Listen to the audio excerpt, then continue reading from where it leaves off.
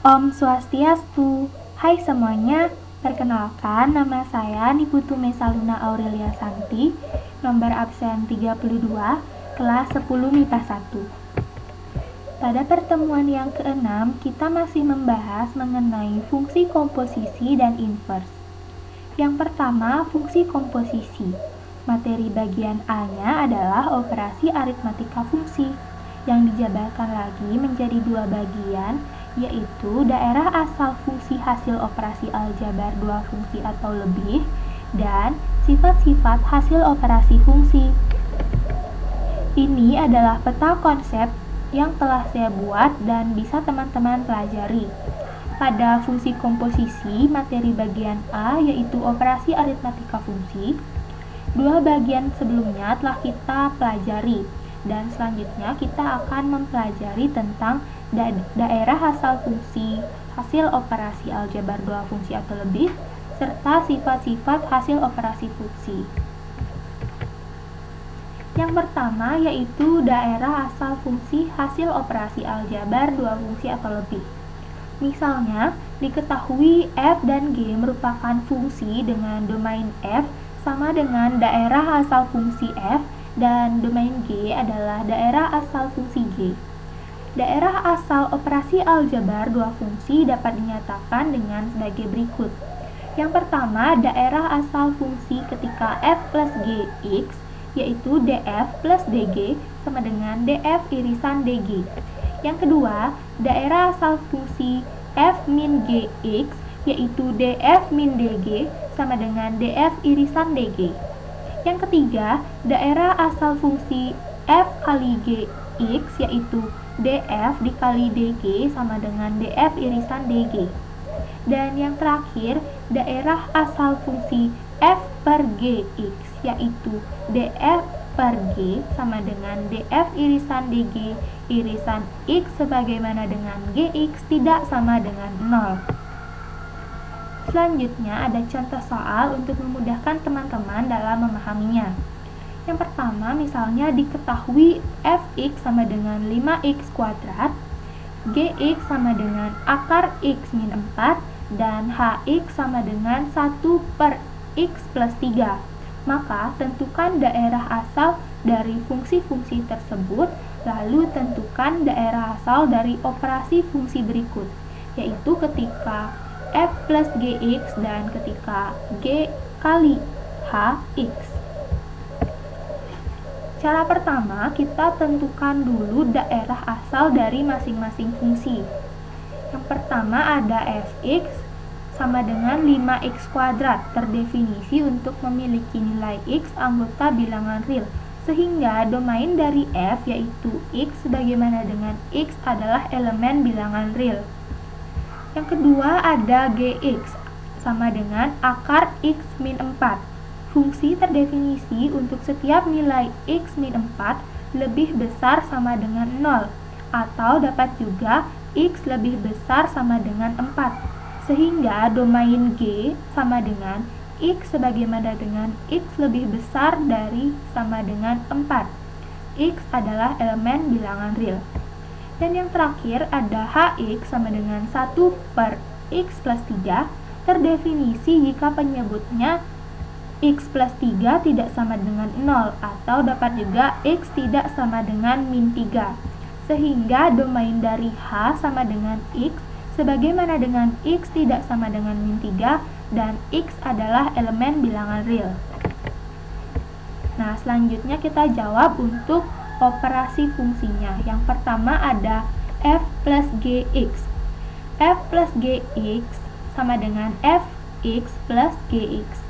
Fx tadi 5x kuadrat ditambah gx tadi akar x min 4, sehingga daerah asal f plus gx adalah df irisan dg seperti yang telah kita pelajari sebelumnya, yaitu df sama dengan x sebagaimana dengan x elemen bilangan real irisan dg yaitu x sebagaimana dengan x lebih besar sama dengan 4, dan x adalah elemen bilangan real, sehingga didapatkan hasil daerah hasil yaitu x sebagaimana dengan x lebih besar dari sama dengan 4 dan X adalah elemen bilangan real.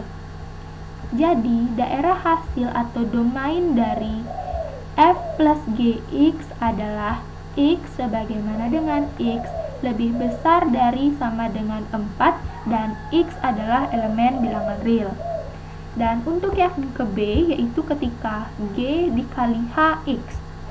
G dikali HX adalah GX dikali HX. GX yaitu akar X min 4 dan HX yaitu 1 per X plus 3.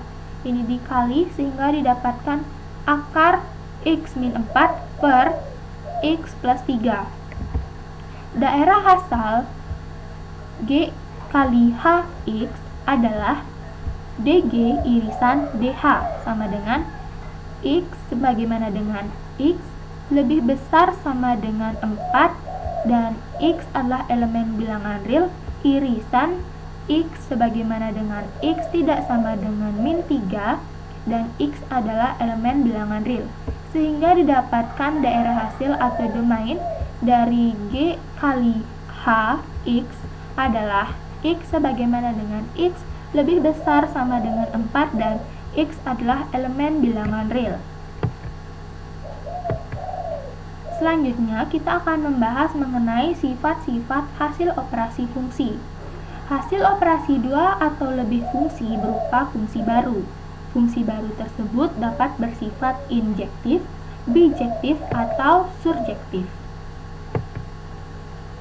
Yang pertama yaitu fungsi injektif atau disebut juga dengan fungsi satu-satu.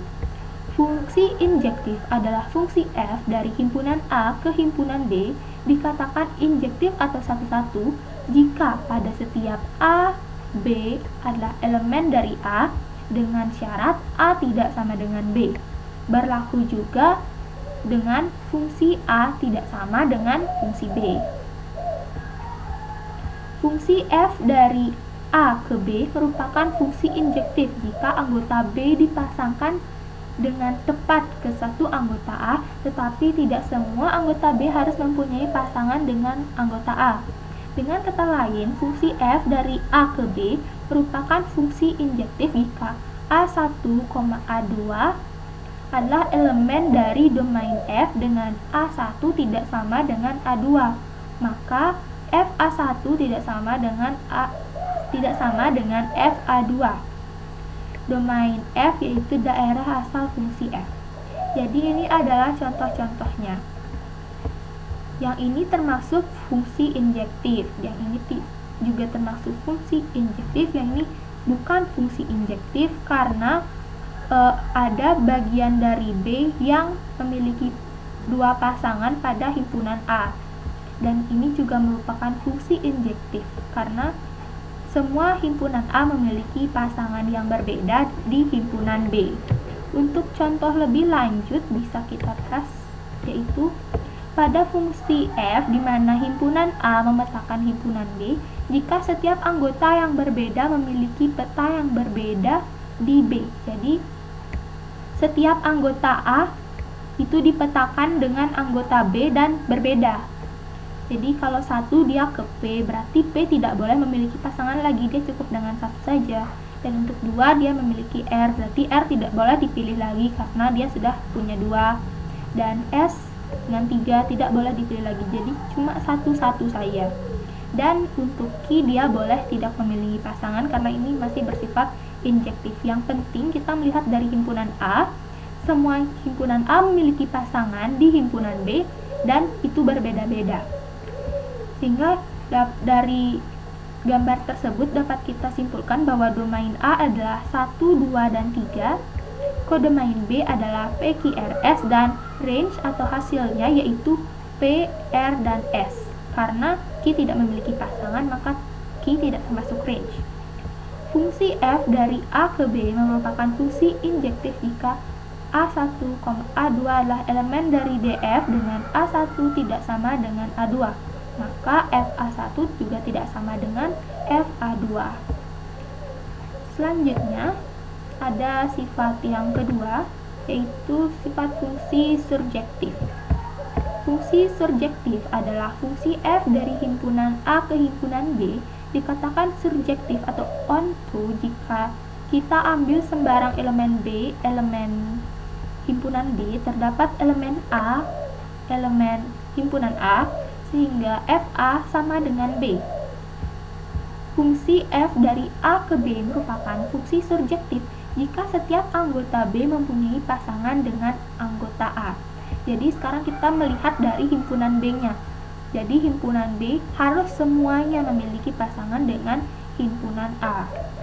Jadi ini tidak apa-apa dia memiliki dua pasangan pada himpunan A. Yang penting semuanya memiliki pasangan. Untuk contoh lebih lanjut bisa kita lihat gambar ini. Pada fungsi f di mana A memetakan B jika setiap elemen di B mempunyai pasangan di A. Dapat dilihat bahwa semua himpunan B memiliki pasangan di A. P memiliki pasangan yaitu 1 dan Q memiliki pasangan yaitu 2 dan 3. Jadi, domain A yaitu 1, 2, dan 3. Kodomain B yaitu P dan Q, range-nya juga P dan Q. Sehingga pada fungsi surjektif, kodomain sama dengan range. Perlu diingat. Selanjutnya ada fungsi bijektif atau fungsi berkorespondensi satu-satu. Fungsi bijektif adalah fungsi f dari himpunan A ke himpunan B dikatakan bijektif atau korespondensi satu-satu jika f merupakan fungsi surjektif dan fungsi injektif. Jadi fungsi bijektif itu dia memenuhi syarat dari surjektif dan injektif, jadi penggabungan keduanya. Jadi ini adalah contohnya, ini adalah fungsi bijektif, sedangkan ini bukan fungsi bijektif karena mungkin dia tidak memenuhi salah satu syarat, yaitu tidak memenuhi syarat dari fungsi yang bersifat injektif. Ini juga bijektif. Untuk contoh lebih lanjut bisa dilihat pada gambar ini.